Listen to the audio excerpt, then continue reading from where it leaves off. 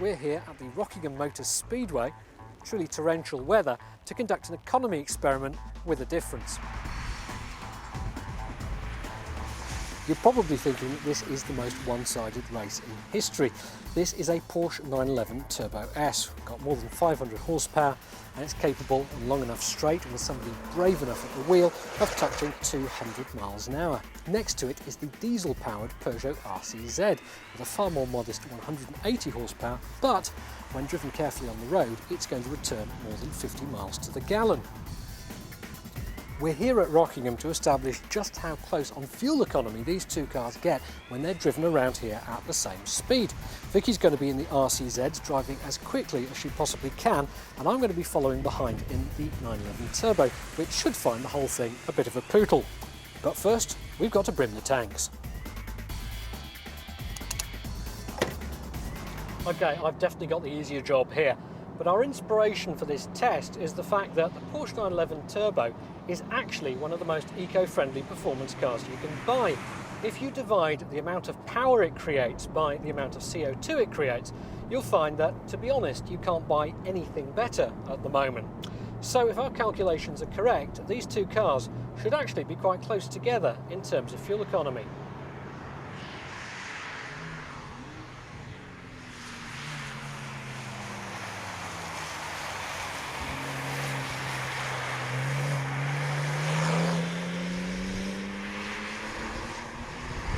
Slightly odd gig I've been given here. RCZ versus Porsche 911 Turbo S, unconventional. The RCZ is a great car, but it's definitely not as at home on track as a Porsche, let's face it.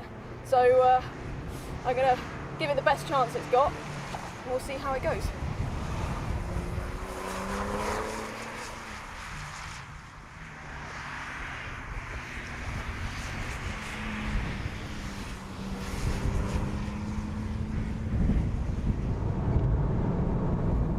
Okay, I'm chasing Vicky, and she really is giving the RCZ the pasting of its life.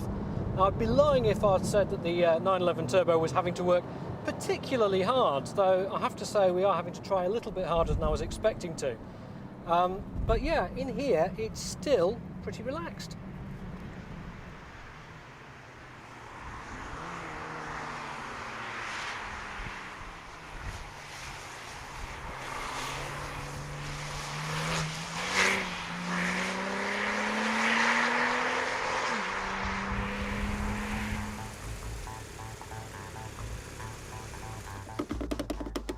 Okay, final scores. The Peugeot managed 16.5 miles to the gallon, and yes, that is being driven in a way that nobody in their right mind is ever going to drive one. But the Porsche, if my maths is correct, has managed around 14.5 miles to the gallon, which I think, considering this is a 500 horsepower supercar, is impressively close.